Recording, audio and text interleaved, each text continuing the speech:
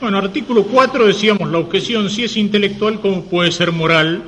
Padre Ramírez lo trata en la página 51 y página 55 y siguientes, más in extenso. La respuesta, como decíamos ya, si tenemos en cuenta lo anterior, ya lo sabemos. Sigue Aristóteles, como hemos dicho al hablar de las virtudes en general, virtud es la que hace bueno al sujeto que la posee y a sus actos. Pero hay que advertir que el bien puede tomarse en dos sentidos: materialmente lo que es bueno, o formalmente bajo razón de bien o de fin. En este segundo aspecto es objeto de la voluntad. Ese es el principio. Por eso, si hay hábitos que hagan, tocamos las virtudes intelectuales, recta la consideración de la razón sin tener en cuenta la rectitud de la voluntad, tendrán menos carácter de virtud por ordenar a un objeto materialmente bueno, es decir, lo que es bueno pero no bajo razón de bien. Caso las virtudes intelectuales, la ciencia o el arte, en cuanto que perfeccionan la inteligencia o la razón práctica, son buenos, pero no necesariamente bajo razón de bien, porque no necesariamente se ordena ese bien de la inteligencia al bien de la persona. Es decir, un tipo puede ser un gran científico y utilizar la ciencia para el mal. Ciencia entendida en sentido amplio. Puede ser un científico loco, esos que salen en las películas, que usa la energía atómica para la destrucción de la humanidad.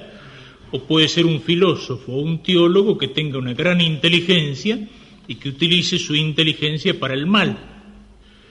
Es decir, un tipo como Hegel evidentemente tenía un hábito de ciencia que le permitía una fabulosa construcción intelectual con una lógica interna impecable. Lo que pasa es que partía de un punto equivocado. Entonces puede hacer, no solamente no hacer bien, sino hacer mal, hacer daño. El teólogo hereje puede tener la ciencia teológica, pero no la ordena al bien del hombre y a la verdad total. Por eso decíamos las virtudes intelectuales, lo mismo el artista o el artesano. Las virtudes intelectuales son impropiamente virtudes o lo son en cierto aspecto, perfección de la inteligencia, pero esa perfección, si no está ordenada por la voluntad hacia el fin verdadero del hombre y hacia Dios, no solamente no es virtud plena, sino que puede ser dañosa. Ojo, no hay que despreciarlas con eso. Una ciencia, una sabiduría puesta al servicio de Dios, un arte puesto al servicio de Dios, puede ser hasta un camino de santificación. Los doctores de la Iglesia, ¿qué son? Son sabios en las cosas de Dios y que han puesto su sabiduría al servicio de Dios, se han santificado en el estudio, en la inteligencia. Un artista como Fra Angelico, tipo que ha puesto el arte al servicio de Dios, y artista, en el sentido que lo entiende acá al arte Santo Tomás y Aristóteles, no es solo el que pinta un cuadro, esa distinción es moderna, puede ser el que fabrica un objeto, y entonces uno puede santificarse en el trabajo diario, en la perfección de la obra. Los tipos que construyendo las catedrales trabajaban para Dios en la piedra, podía ser su camino de santificación, pero esa inteligencia, esa ciencia, ese arte, no da necesariamente el buen uso. Y esa es la diferencia con las virtudes morales y con la prudencia. Tendrán más carácter de virtud los hábitos que se ordenan a la rectitud de la voluntad, porque consideran el bien no solo materialmente, sino formalmente. Esto es lo que es bueno bajo razón de bien. Pero es propio de la prudencia, como ya hemos dicho, aplicar la recta razón a obrar, lo cual no se realiza sin la rectificación de la voluntad. Por consiguiente, la prudencia no solo realiza la esencia de virtud, como las otras virtudes intelectuales, sino también la noción de virtud propia de las morales, entre las cuales se enumera. Creo que esto no ofrece mayor complicación. Bueno, artículo 5, hemos visto razón práctica que llega hasta los singulares, es virtud, a diferencia de las otras virtudes intelectuales, y en este artículo llega hasta la diferencia específica, es decir, busca la definición entendida en sentido etimológico. Finis significa límite. Entonces, definir aquí es delimitar. ¿Y de qué manera define? Es decir, delimita distinguiendo, como lo hacía y lo vimos en la prima secunde, distingue la prudencia de todas las otras virtudes, tanto intelectuales como morales. ¿Cuál es el principio de distinción de las virtudes? ¿Por qué se distinguen los hábitos? ¿Cuáles? ¿Qué objetos? Formales. Claro. La distinción del objeto, sobre todo cuando residen en una misma potencia. Acá nos encontramos con los dos casos, virtudes que residen en una potencia y en otra, o sea que hay una distinción, en algún caso propiamente formal, en otro caso material. Donde hay un objeto distinto, hay un hábito distinto, es decir, hay una virtud distinta. Por ese lado, distingue la prudencia de todas las otras virtudes. Se diferencia de las virtudes intelectuales por la diversidad material de objetos. La inteligencia, la ciencia, la sabiduría tienen como objeto lo necesario, ya sea en los primeros principios, ya sea en las primeras causas, ya sea en las conclusiones. En cambio, la prudencia tiene como objeto lo contingente. Coincide en esto con el arte, pero ya hemos señalado también cuál es la diferencia.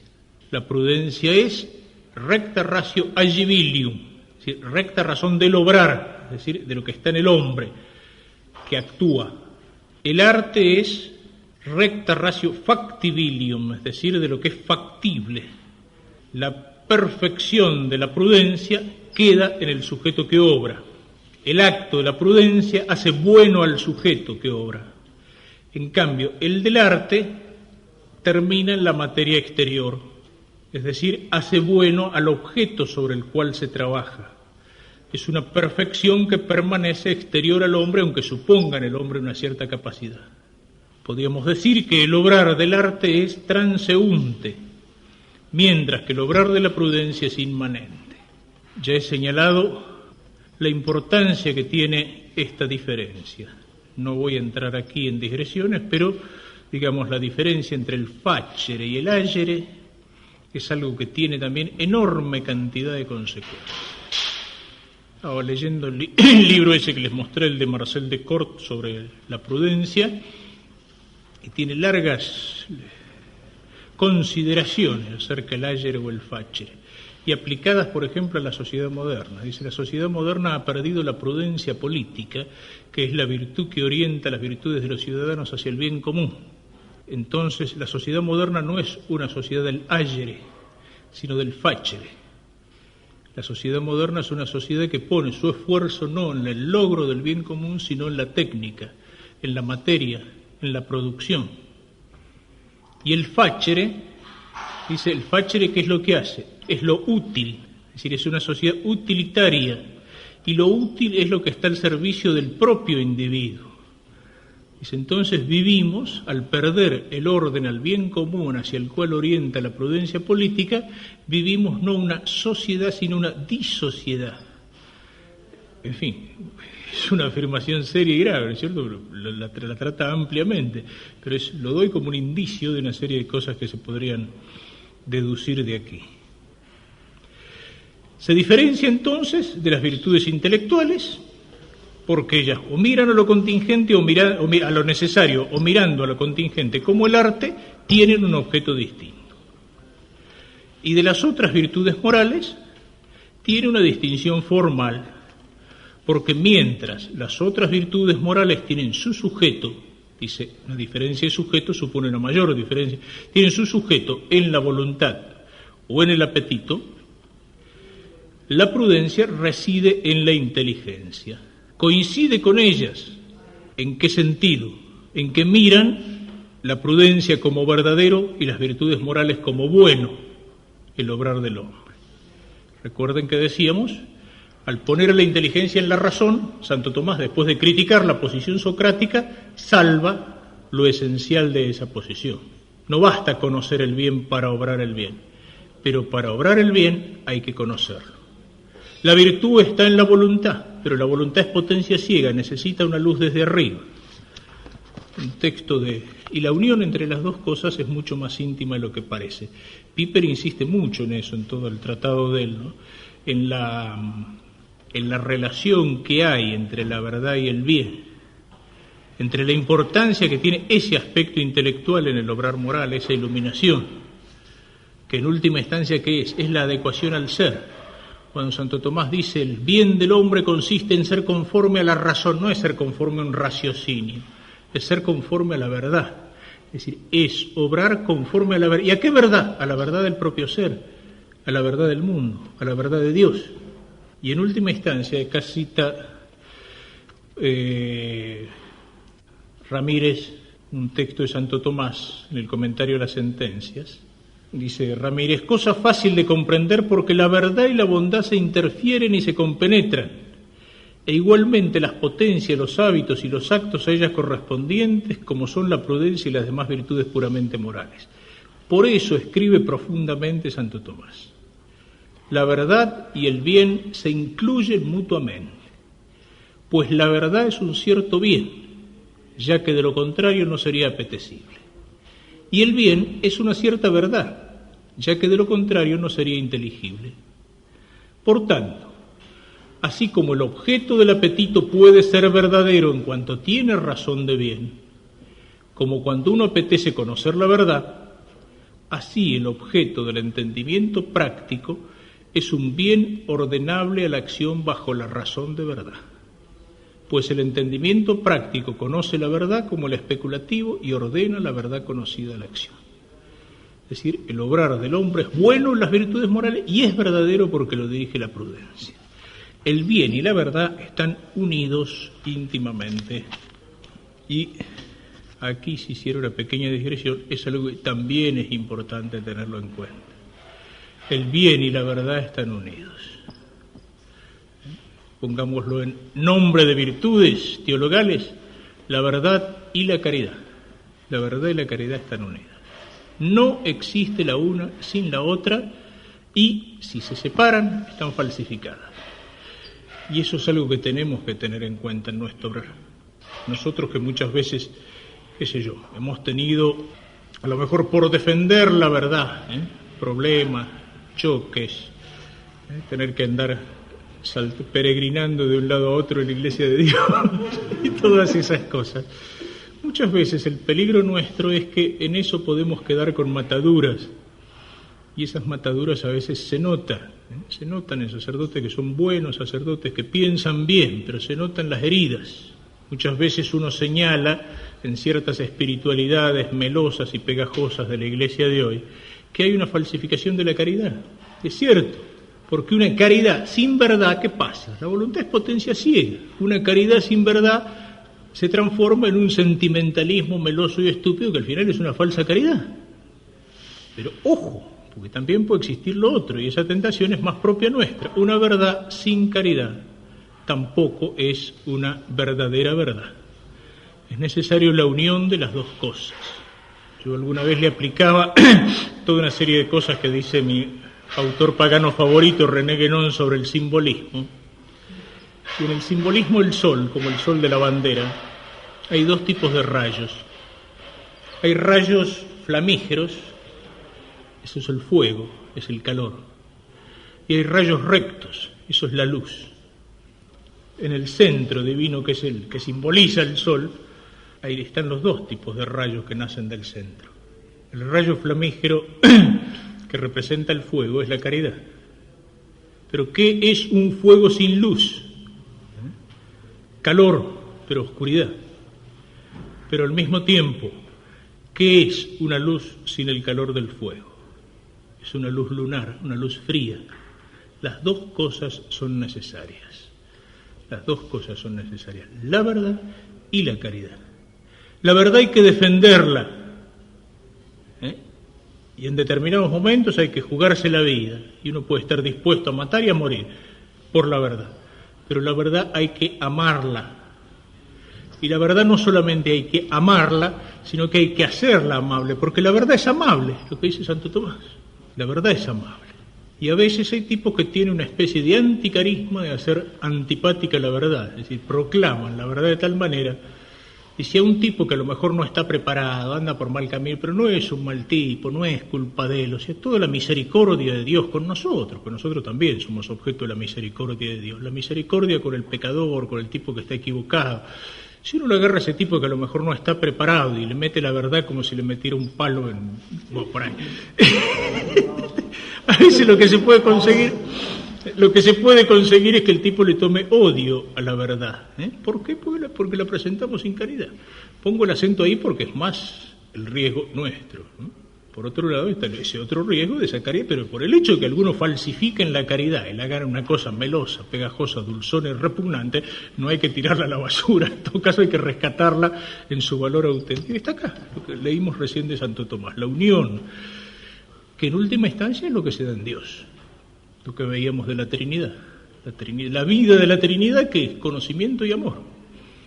En Dios se identifican, no es fácil, ¿Cómo se identifican en Dios la justicia y la misericordia? Caramba, cuesta entenderlo. Cuando el Dante dice el infierno es ópera del primo amore. El infierno es obra del primer amor. Es una paradoja que a uno le pone los pelos de punta. Y sin embargo es cierto. Sin embargo es cierto, porque Dios todo lo que hizo lo hizo por amor, hasta el infierno. Pero uno ahí ve más la justicia, le cuesta ver, pero sin embargo en Dios se identifican. Bien, hasta aquí hemos visto entonces la prudencia en su ser. Concluíamos diciendo, es una virtud intelectual, pero es moral por su materia, propiamente virtud. Ahora mira la prudencia en su obrar. Primero, artículo 6, ¿qué es lo que hace la prudencia respecto a las otras virtudes? Señalar los medios. Lo precisa en el artículo 7, hallar el justo medio. Artículos 8 y 9 va a mirar el acto propio de la prudencia. La prudencia en su obrar. Se pregunta si la prudencia impone el fin a las virtudes morales. Piper hace referencia a esto, página 43, no lo voy a leer. Doy los conceptos fundamentales, insisto, estos son los conceptos que hay que tener claro, y como hay una gran coherencia en todos estos artículos, casi una cosa se va deduciendo la otra. ¿Cuál es el fin de las virtudes morales? El fin de las virtudes morales es el bien del hombre. ¿Y cuál es el bien del hombre, del alma humana? Estar regulada por la razón, es decir, dirigida por una razón conforme a la verdad. Y aquí distingue nuevamente entre la razón especulativa y la razón práctica. En la razón especulativa tenemos como un punto de partida que son los primeros principios, la inteligencia de los primeros principios, y luego las conclusiones que constituyen la ciencia. ¿Cómo se detecta la verdad de esas conclusiones? Fundamentalmente por un retorno a los primeros principios. En la razón práctica hay algo que equivale a los primeros principios y algo que equivale a las conclusiones. ¿Qué es lo que equivale a los primeros principios? Los fines de las virtudes morales. Ya hemos visto que esto es propio de la sindéresis. Lo señala en la solución primera y en la solución tercera de una manera particular. Lo propio de la sindéresis es imponer el fin a las virtudes morales. ¿Qué es lo que equivale a las conclusiones? Son los medios hacia el fin. Y esa es la función de la prudencia. El fin ya está fijado por la sindéresis. La prudencia es la que tiene que encontrar, aplicando los principios o mirando al fin, tiene que encontrar los pasos, es decir, los medios que me conducen hacia ese fin. Es una relación que ya hemos señalado. La sindéresis ilumina la prudencia. Aquí está también eso que decíamos cuando nos preguntábamos, mirando la prima secunde, decíamos, no se pueden dar las virtudes morales sin la prudencia. un artículo. Otro artículo, no se puede dar la prudencia sin las virtudes morales. Y decíamos, ¿y por dónde empezamos? ¿Qué es lo primero, el huevo o la gallina? Y decíamos, ¿cuál es la respuesta? Las virtudes morales ya tienen su fin. La templanza como gobierno de las propias pasiones, la justicia como el dar a cada uno lo suyo, la fortaleza como el saber afrontar los peligros. El fin ya está fijado. Hay una inclinación natural de la potencia hacia su fin. Pero todavía no son virtudes. Son inclinaciones de la potencia hacia el fin. Eso es lo que preexiste. ¿Qué es lo que hace la prudencia? Al concretarle los medios, la transforma en verdaderamente virtud. De alguna manera la prudencia es una forma, como la caridad es forma en todas las virtudes, la prudencia es una forma extrínseca de las virtudes, es decir, transforma esa inclinación natural de la potencia hacia su objeto, hacia el fin, la inclinación virtuosa hacia el objeto bueno, la transforma en propiamente virtud, señalándole los medios. Y en esto, ¿de qué manera señala los medios? Artículo 7 precisa el concepto del artículo 6, si es propio de la prudencia determinar el justo medio en las virtudes morales. Sabemos que la virtud consiste en un justo medio. La definición ya dada, la virtud moral consiste en un medio según una proporción que el sabio determinará, es decir, el prudente. Uno puede tener una inclinación para obrar el bien. El tipo justo, yo quiero dar a cada uno lo suyo. Quiero pagar el trabajo que me han hecho. Pero ¿cuánto es lo que tengo que pagar? La inclinación de la virtud, si quiero dar. Yo quiero devolver si es que he robado algo, pero ¿he robado o no? ¿Tengo algo que no me corresponde? ¿Quién es lo que me indica el medio? Es decir, lo que tengo que pagar, lo que tengo que devolver. Es la virtud de la prudencia. Me fija el justo medio. Me dice, tenés que pagar tanto, tenés que devolver tanto. No basta con la inclinación, porque esa inclinación puede a lo mejor uno, sí, yo quiero hacer la cosa bien hecha, pero no sé cómo hacerla. ¿Qué es lo que tengo que hacer? Esa es la inclinación de la virtud hacia su fin. Soy un tipo justo, pero ¿qué es lo que debo en justicia? ¿Qué tengo que hacer aquí? Ahí viene la prudencia. Me muestra el medio. ¿Cómo me muestra el medio? Señalando el justo medio. Esto es lo que tenés que hacer, esto es lo que tenés que pagar. La templanza, aquí, no más allá, qué sé yo, es un desorden, es gula, más aquí es una alimentación insuficiente. Este es el medio. Si es la iluminación intelectual que transforma en virtud la buena inclinación. Hallar el justo medio. Es propio de las virtudes morales conformarse con la recta razón. Este fin es impuesto al hombre por la razón natural, pero el cómo y las vías corresponde a la prudencia. Es decir, la sindéresis ilumina, pero la prudencia concreta. La virtud moral tiende al medio debido de un modo connatural, pero este justo medio no es el mismo en todos, si tienen la suma todos, no todas. Por eso no basta la inclinación natural que siempre actúa del mismo modo, sino que es necesaria la prudencia. Ya lo decíamos ayer, en algunas virtudes, sobre todo en la justicia, es más exacto, ¿no? Porque es un medio exterior al sujeto. Entonces, debo tanto, tengo que dar tanto. Robé tanto, tengo que restituir tanto. Me prestaron esto, tengo que devolver esto. En otras virtudes, como en la fortaleza o en la templanza, no es tan fácil. Tengo que jugarme la vida. Sí, pero es una cosa muy seria. Y entonces, entre la cobardía que me impulsa a rajar o la audacia que me hace jugarme la vida innecesariamente, ¿dónde está el medio? ¿Dónde está el medio? Es la prudencia la que lo fija. Por eso decíamos, en contra del concepto vulgar de prudencia que piensa que prudencia es rajar del peligro, en la fortaleza es la prudencia el que me dice, sí, tenés que jugarte la vida. Llegó el momento, tenés que morir mártir. Y es un acto prudencial. Pero la prudencia me puede decir también, no, pará, no es el momento. No es el momento. Eso es lo que constituye. En fin, podemos decir alguna palabra precisamente sobre ese justo medio, ¿no? Dice Maritain en la introducción a la filosofía, la verdad en efecto no se sabrá hallar en una filosofía que guarde el medio entre dos errores contrarios por mediocridad como el eclectismo, sino por superioridad. dominándolos de modo que aparezcan como fragmentos caídos de su unidad sintética. Aristóteles dice en el segundo libro de la Ética, capítulo 6, la verdad es un hábito electivo que consiste en el medio determinado por la razón, según el juicio del sabio. Es una rectitud equidistante entre dos extremos viciosos. Es el medio razonable entre el exceso y el defecto. Y acá es donde a veces viene el macaneo. Medio equidistante. Entonces uno entiende, están los que exageran para acá, están los que exageran para allá, in medio stat virtus, es decir, en la mediocridad. Y no es así. Hay virtudes que consisten en un máximo, en un extremo. La magnanimidad, que es la ambición de los grandes honores en grandes empresas.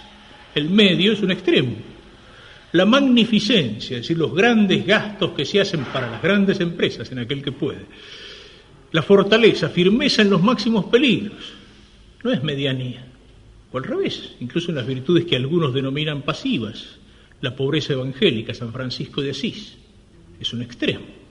La humildad, en algunos santos se da de una manera, puede parecer exagerada, la virginidad consagrada, es decir, no es mediocridad, no es mediocridad. ¿Qué tenemos que entender por medio? Hay virtudes que ni siquiera tienen dos extremos, tienen solo un vicio opuesto. La justicia tiene la injusticia como vicio opuesto, pero no tiene la superjusticia. La veracidad tiene la mentira, no tiene la superveracidad. No consiste en un medio. Las virtudes teologales, por supuesto. No se puede pecar contra la fe, la esperanza y la caridad por defecto. No creer, pero no se puede creer demasiado, ni amar a Dios demasiado. Entonces, ojo con el tema del medio. En fin, ustedes lo saben, pero es necesario señalarlo. Si ustedes conocen el librito maravilloso, como todos los de Gustave Thibon, ese librito que se llama El equilibrio y la armonía, el prólogo de ese libro explica el título. Dice equilibrio y armonía. Y lo explica de una manera maravillosa. A mí creo que es lo que más me iluminó este concepto del justo medio. Dice, el equilibrio viene por el lado de la materia, de la cantidad. La armonía viene por el lado de la forma, de la cualidad. Equilibrio, dice, es el equilibrio mecánico, matemático. En una balanza, dice, se equilibran dos pesos iguales. En cambio, precisamente por eso puede ser utilizado para el mal. Dice, podemos hablar del equilibrio del terror. Dice, hay dos potencias que se miran como los perros de presa en pelea y cada uno sigue fabricando armas. Entonces se llega a una paz que no es paz verdadera, es el equilibrio del terror. Nadie se anima a apretar el primer botoncito, pero no es una cosa buena. En cambio, dice, la armonía, dice, dos pesos iguales se equilibran en una balanza. Notas musicales diversas se armonizan en una sinfonía. La armonía viene por el lado de la forma, de la cualidad. Armoniza lo que es diferente. El equilibrio tiende a nivelar las cosas haciéndolas iguales con el rasero que lo corta todo para abajo. El justo medio estaría más en la armonía que en el equilibrio. La paz, ¿qué es? La paz verdadera, con mayúscula. No es el equilibrio del terror donde dos potencias opuestas. La paz verdadera es la armonía. Ordinata concordia, dice Santo Tomás. Por eso podemos decir con el Papa que es don de Dios. Por eso podemos decir con San Agustín que es la tranquilitas ordinis, la tranquilidad del orden, y del orden que nace de la verdad y de la justicia, es decir, de la armonía. La tendencia de la sociedad cuando se hace materialista, ¿qué es? Es la nivelación, es la unidad o la unificación, pero la unidad que se consigue ¿cómo? Recortando lo que es diverso. Es como el lecho de Procusto, aquel tirano de Oriente que a las víctimas las acostaba sobre un lecho de hierro. Y si eran petizos los estiraba. Si era muy largo le cortaba las patas, o sea, los tipos tenían que calzar en el molde. Esa es la unidad, eso es el nuevo orden internacional. Aquello que dice Pasolini, el poder nos quiere a todos iguales. ¿Y cómo se consigue que todos seamos iguales? Recortando las diferencias. No es una sociedad, es una pared con ladrillos. En cambio, la armonía no niega las diferencias. El nuevo orden es internacional, el catolicismo es universal, como su nombre lo indica. Pero el catolicismo asume todo lo que hay de bueno y positivo en las diversas culturas, no las destruye, las exorciza, las purifica. Pero el universalismo católico es la armonía de lo diverso. El internacionalismo es una caricatura de la unidad verdadera que se consigue en un sentido materialista, en el del equilibrio, se consigue con la nivelación, con la igualización recortando, con el hecho procusto. Eso tiene mucho que ver con esto, ¿no? No imaginemos entonces el justo medio como una balanza con dos pesos opuestos y el que está sentado en el medio de la balanza es el que tiene el equilibrio perfecto. En todo caso, ¿saben cómo qué? Para ponerle un símbolo externo, como la flecha que se tira al blanco. ¿Dónde está el justo medio? Cuando uno acierta. Ni más, ni menos, ni arriba, ni abajo, es el punto exacto. En última instancia, el justo medio es ser conforme a la razón, es decir, a la verdad. Te damos gracias, Señor, por todo lo que recibimos de tus manos. Gloria al Padre, y al Hijo, y al Espíritu Santo. Como en el principio, ahora y siempre, por los siglos de los siglos. Amén.